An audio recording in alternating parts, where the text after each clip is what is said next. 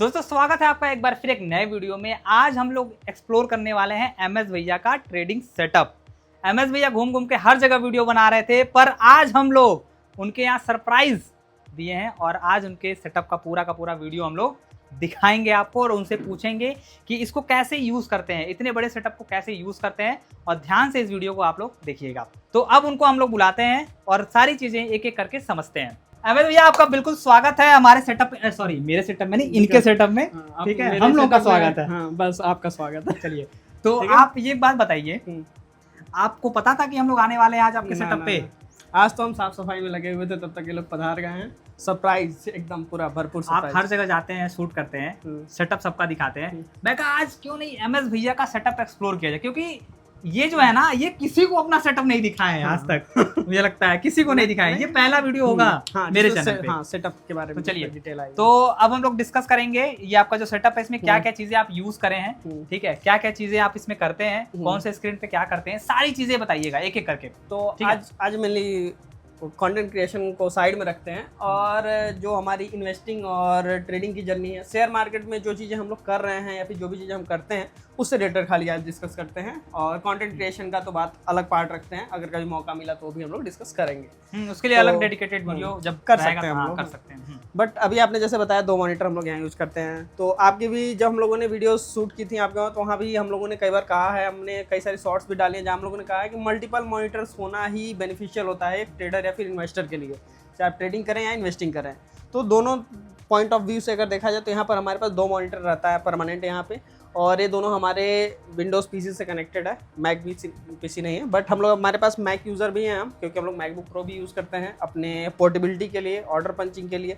साथ में दोनों मॉनिटर पे मेरा जो भी रेगुलर एनालिसिस होता है, न्यूज़ देखना है, जैसे आप देख सकते हैं कि फाइनेंस की लाइव न्यूज़ वगैरह हम लोग यहाँ पर एक्सेस करते रहते हैं। और साथ में जो ऑनलाइन ब्लॉग्स टाइप की पोस्ट आती है, न्यूज़ से अपडेटेड आती है, फाइनेंस से अपडेटेड आती है। यहाँ पर आप देख सकते हैं स्टॉक एनालिसिस भी मुझे करना होता है, तो मैं यहाँ पर धन का जो ScanX है मैं उसका यूज़ करता हूँ। और भी इसके अलावा दूसरे प्लेटफॉर्म हैं, बट मुझे थोड़ा सा धन से ज़्यादा ट्रस्ट मिलता है और धन का जो प्लेटफॉर्म है मुझे ईजी पड़ता है यूज़ करने में, क्योंकि मल्टीपल चार्ट्स और स्क्रीन में ओपन कर सकता हूँ। जैसे यहाँ पर आप देख सकते हैं अलग अलग इंडाइसेस मैंने यहाँ खोल रखे हैं, और सेम टाइम पे न्यूज़ के हिसाब से अगर इंडाइसेस में कोई मूव आता है तो उससे मुझे एक कंफर्मेशन आती है कि भाई इस न्यूज़ की वजह से आया है और ये न्यूज़ कितनी पावरफुल है और इस न्यूज़ का वेटेज कितना है, उसके हिसाब से मैं अपना आगे का ऑर्डर प्लान कर सकता हूँ। और मुझे इसके इन दोनों चीज़ों को मैच करके चलने में, न्यूज़ और अपडेट इन दोनों को मिला के चलने में, मैं ऐसा कहूँ तो अगर 100 ट्रेड लेते हैं तो उसमें से 80 तो मुझे पॉजिटिव रिस्पॉन्स ही देता है। कुछ कभी कभी ऐसा होता है कि न्यूज़ थोड़ी सी हल्की आ जाती है, वेटेज कम होता है, तो वहाँ पे ड्रॉप हो जाता है। बट न्यूज़ बेसिस पे जितने भी अब तक मैंने ट्रेड लिए हैं उसमें 80% का मुझे सक्सेस रेट मिला है। अब उसके अलावा अगर लैपटॉप की बात करें तो ये मैकबुक प्रो है मेरे पास। आपके एडिटर के पास भी इसी कैटेगरी का एक लैपटॉप था, मैंने देखा था। सेम है। तो इसकी हेल्प से मैं, अगर यहाँ पे मैं एनालिसिस कर रहा हूँ तो जितने भी ऑर्डर पंचिंग के काम होते हैं सारा का सारा मैं यहाँ करता हूँ। और अभी कुछ दिन पहले इंडिया पाकिस्तान का कुछ सिनेरियो चल रहा था, तो वहाँ पे क्या हो रहा था कि कुछ न्यूज़ जो थी वो काफ़ी लेट मिल रही थी हमें, और मार्केट में जो फ्लक्चुएशन थी, वॉलेटिलिटी थी, चाहे इंडियन मार्केट में चाहे कहें, चाहे फॉरेक्स में कहें, तो काफ़ी तेज़ी से हो रही थी। तो उसके लिए हम लोग रेडियो का सहारा ले रहे थे, जहाँ पे मैं इसका यूज़ कर रहा था। यहाँ पे हम इससे रेडियो से आसानी से कम्युनिकेट कर पाते थे। और अभी इस पे गाना चल रहा है, कॉपीराइट आ जाएगा।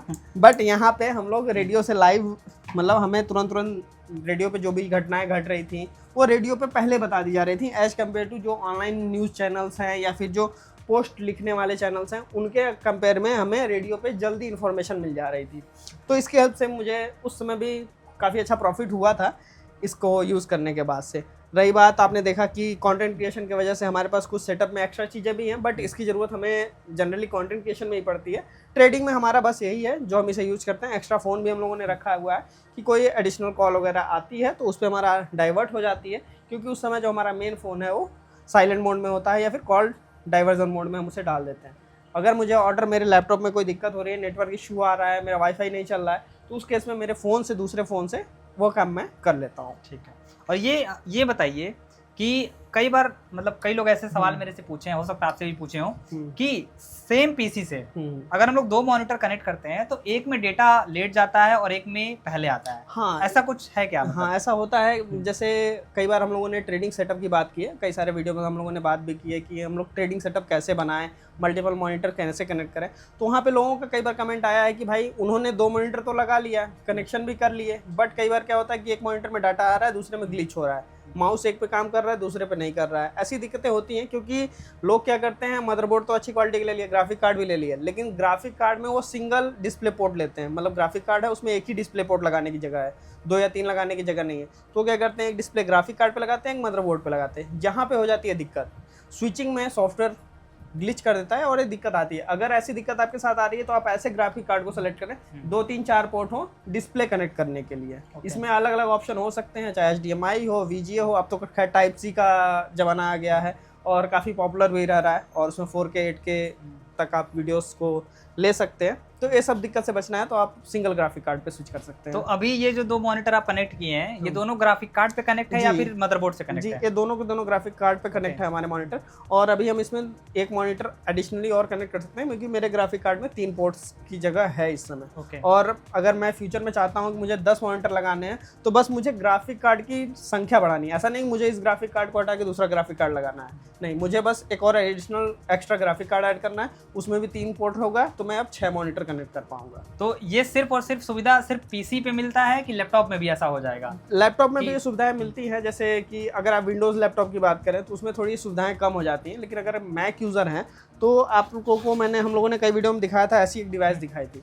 इस टाइप की आप वीडियो एक्सटेंशन डिवाइसेस लगा के ईजिली आप मल्टीपल मॉनिटर्स पे स्विच कर सकते हैं। ये सुविधा आपको मैक में ईजी पड़ता है लगाने में एज कम्पेयर टू विंडोज़। अब हम लोग आगे बढ़ते हैं कि ये जो मॉनिटर आप यूज करें हैं, ठीक है, ये छोटा है, ये बड़ा है, ये मतलब दोनों में डिफरेंस क्या है? दोनों क्या है स्पेसिफिकेशन इसका, जरा बताइए हमारे। जैसे अभी आपके सिस्टम पे हम लोग जब गए थे तो आपने 27 इंचेस के मॉनिटर यूज किए थे, बट मैंने भी उस समय आपसे कहा था कि मुझे कंफर्टेबल थोड़े सा 32 इंच के मॉनिटर, 32 इंच के मॉनिटर या तो बड़े मॉनिटर में कंफर्टेबल ज़्यादा फील करता हूँ।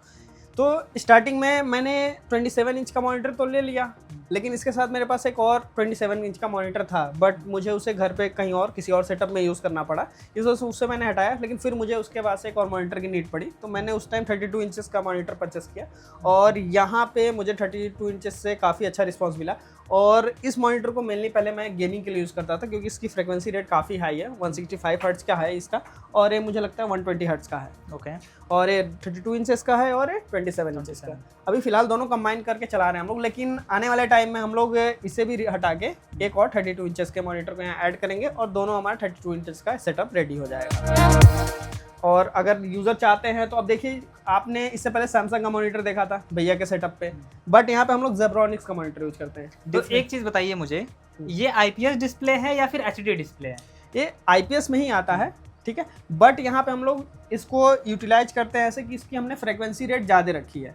नॉर्मल जो मॉनिटर आते हैं वो 90 हर्ट्ज के आते हैं, लेकिन हमने यहाँ पर मॉनिटर को हाई फ्रिक्वेंसी का रखा है, जिससे हमारी आंखों को लोड कम पड़ता है, और आप एडिटिंग या फिर इस सब के कामों के अलावा अगर दूसरी चीज़ें करते हैं, गेमिंग वगैरह के भी आप शौकीन हैं, तो इजीली इस पर कर सकते हैं और अच्छी FPS आपको मिल जाती है बिना मतलब अगर इस पे कोई ट्रेडिंग करता है बैठ के, हाँ, मतलब इस स्क्रीन को यूज करे जेब्रॉनिक्स का भी, तो मतलब उसको ज़्यादा दिक्कत नहीं है, आंखों पे कोई दिक्कत नहीं, क्योंकि मैं इन दोनों पीसीस का यूज़ करता हूँ, और मैं ट्रेडिंग करने के बाद से मैं अपनी पूरी वीडियो खुद एडिट करता हूँ। मेरे पास कोई एडिटर नहीं है, जैसे आपके पास एक एडिटर प्रॉपर है, बट मैं अपना पूरा का पूरा काम खुद करता हूँ, एडिटिंग, शूटिंग और बाकी ट्रेडिंग का भी। तो उस दौरान मुझे आम आदमी से 5 गुना 6 गुना ज़्यादा समय बैठना पड़ता है। और अभी तक आप देख सकते हैं मेरी आंखें बिल्कुल सही हैं, चश्मा बस मैं ब्लू कट का यूज़ करता हूँ, ताकि डिस्प्ले से जो भी ब्लू रेस आ रही हैं उस पर थोड़ा सा बचा जा सके। ठीक है, तो अब एक सवाल और जनता का आ रहा होगा, ठीक है, मन में कि भैया शूट क्या करते हैं, मतलब कंटेंट क्या बनाते हैं? तो मैं बता दूं आपको, भैया के पास 2 चैनल है,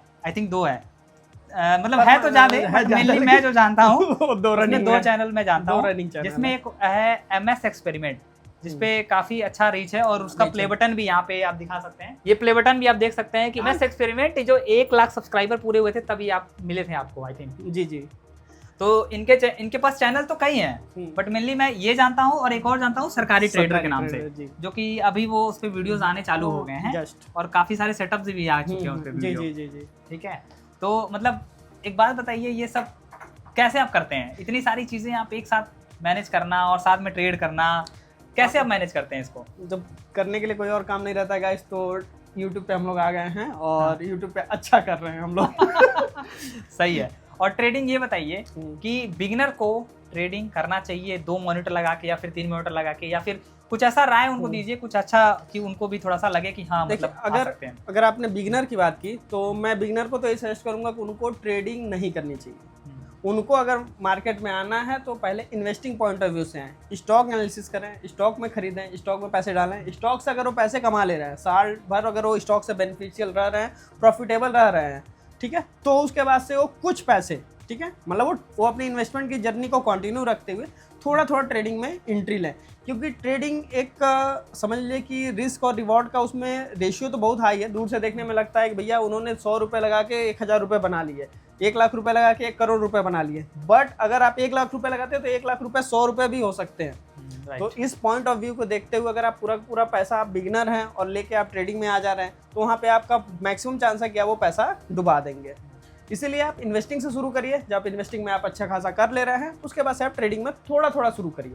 और ट्रेडिंग में अगर आप हैं तो आप स्कैल्पर हैं कि लॉन्ग टाइम होल्ड करते हैं, ये भी डिपेंड करता है। लेकिन अगर आप स्कैल्पर हैं तो लॉन्ग में मत जाइए, लॉन्ग टाइम होल्डर है तो स्कैल्पिंग मत कीजिए। किसी एक सेक्शन में आप टिके रहिए, तभी आप प्रॉफिटेबल रह सकते हैं। नहीं तो कोई नहीं, आपका कोई भरोसा नहीं है। तो कहते हैं ना, ऊपर वाला मालिक है। तो वो मालिक क्या है सबको पता है। सबको ट्रेडिंग में। तो अभी ये तो हो गया ये सारी चीजें। अब हमको एक बार बता दीजिए कि जो डिवाइसेस आप यूज कर रहे हैं इसके सारी कॉस्टिंग क्या पड़ी, ठीक है, मतलब ये मॉनिटर कितने का पड़ा आपका, मतलब एक एक चीज जो हम लोग अभी दिखाएं यूजर को ट्रेडिंग पॉइंट ऑफ व्यू। हाँ, ट्रेडिंग पॉइंट ऑफ व्यू से कि अगर कोई शुरू करना चाह रहा है ये सेटअप देख के ये भी लगा ले, तो वो कितना खर्च करेगा इस सेटअप को बनाने के लिए? तो पहला पॉइंट ऑफ व्यू तो ये है कि ये जो सेटअप है हम लोगों ने कंटेंट क्रिएशन के पॉइंट ऑफ व्यू से और गेमिंग के पॉइंट ऑफ व्यू से अपना ऐड किया है। अगर ट्रेडिंग के पॉइंट ऑफ व्यू से देखें तो आपको इतने बड़े सीपीयू की ज़रूरत नहीं है, ठीक है। आप नॉर्मल i3 इस समय i3 का कोई भी प्रोसेसर यूज़ करके आप अच्छा खासा 10,000 के अंदर में एक पीसी बिल्ड कर सकते हैं।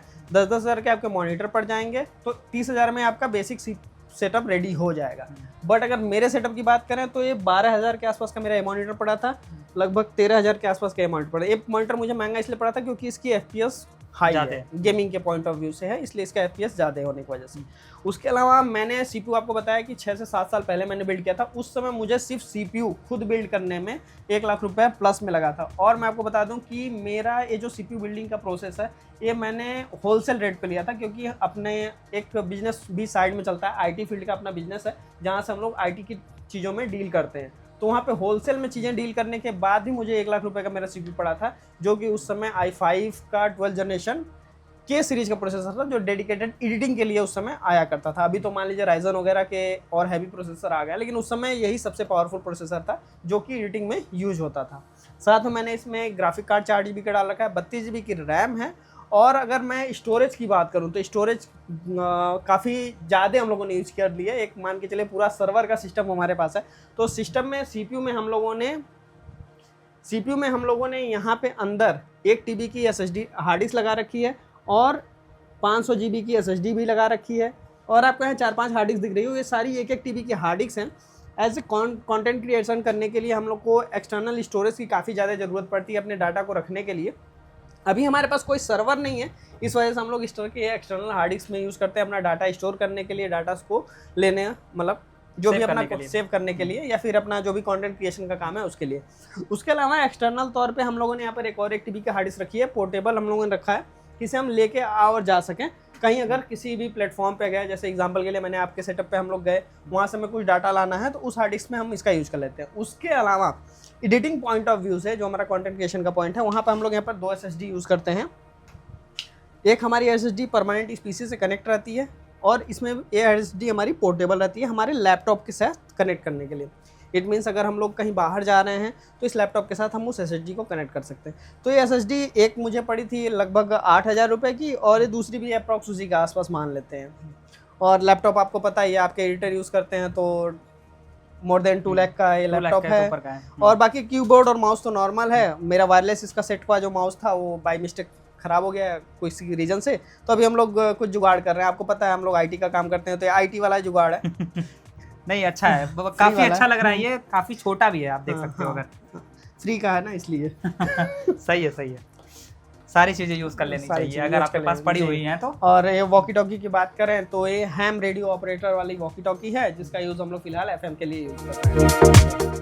और बाकी आपको तो overall ये जो चीजें कैमरा है ये किस लिए आप यूज करते हैं, मतलब ये ये आपके कैमरा setup में लगा हुआ है? ये कैमरा छोटा है, पुराना कैमरा है, लेकिन कई बार क्या होता है कि कोई मीटिंग करनी होती है, हम लोगों ने यहाँ वेबकैम नहीं लगाया, तो इसे हम डायरेक्ट यूएसबी से कनेक्ट करके और वेबकैम का काम ये करता है वेबकैम का हम इससे यूज कर लेते हैं। काफी पुराना वीडियो कैमरा है, क्योंकि अब इसकी एसडी कार्ड हम लोग को अवेलेबल नहीं हो पा रही है और साथ में इसकी बैटरीज भी नहीं मिल पा रही है, तो इसमें हम लोग जुगाड़ लगा के अभी इसको चला रहे हैं। Okay. आप ना जानते हैं कि हम लोग का टेक्निकल चैनल है और टेक्निकल चैनल पे हम लोग कुछ ना कुछ जुगाड़ करते रहते हैं। इनका अगर दूसरा चैनल देखना हो तो मैं लिंक डिस्क्रिप्शन में दे दूंगा, वहां से आप देख सकते हैं। वहां पे काफी खतरनाक चीजें इन्होंने कर रखी हैं। जी, जैसे ये देखिए, ये उड़न पंछी यहाँ पे रखे हुए हैं भाई साहब, ये उस पे वीडियो आपको मिल जाएंगी, उस पे वीडियो मिल जाएंगी काफी अच्छे क्वालिटी में। मतलब आप एक बार देखना और मुझे कमेंट में जरूर बताना इस वीडियो के नीचे, ठीक है।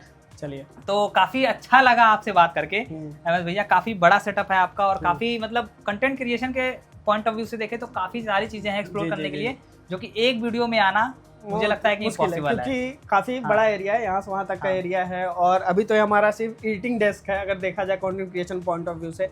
अभी हमारा शूटिंग एरिया अलग है, जहाँ पे हम लोग अलग अलग एक्सपेरिमेंट या फिर जो भी प्रोजेक्ट के वीडियो शूट करते हैं वो अलग एरिया है, उसका अलग रूम है। तो इस तरह से आप शूट करेंगे तो फिर लंबा तो वीडियो चला जाएगा। अगर आपको वो वीडियो देखना है, मतलब तो comment इनका सेटअप देखना है कि complete complete setup, it means जो आप ये शूटिंग वगैरह करते हैं, जो अपने चैनल पे काम करते हैं, उसका अगर वीडियो देखना है तो कमेंट में जरूर बताना आप सभी लोग।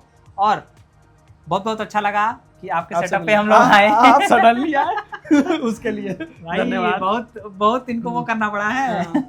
चलिए, काफी अच्छा लगा। तो हमारे सब्सक्राइबरों को कुछ अगर बोलना हो तो एक बार आप बता दीजिए कुछ बढ़िया चीज। कुछ भी करिए, अच्छा सेटअप बनाइए और हमें बुलाइए, हम रिव्यू करेंगे उसका। जरूर। और इनका जैसा इन्होंने बताया कि इनका साइड में भी कुछ और बिजनेस है जो उसमें पीसी वगैरह का भी काम होता है। तो अगर आपको गोरखपुर से बिलोंग करते हैं और आपको सेटअप बनवाना है, इनबिल्ट करवाना है या फिर असेंबल करवाना है, जो भी किसी भी टाइप का, तो इनसे जरूर आप एक बार संपर्क करिएगा। काफी अफोर्डेबल रेट पे आपको वो सेटअप बना के दे देंगे जी। तो आई थिंक इस वीडियो को हम लोग को यहीं पे खत्म करना चाहिए, क्योंकि काफी लंबी हो गई है। ठीक है, दूसरी वीडियोस में हम लोग मिलते हैं, जहां हम बात करेंगे और भी इंटरेस्टिंग और ट्रेडिंग से रिलेटेड, शेयर मार्केट से रिलेटेड और कुछ और नॉलेजेबल थिंग के बारे में। तब तक के लिए आप सभी को जय हिंद, वंदे मातरम। थैंक यू, जय माता दी।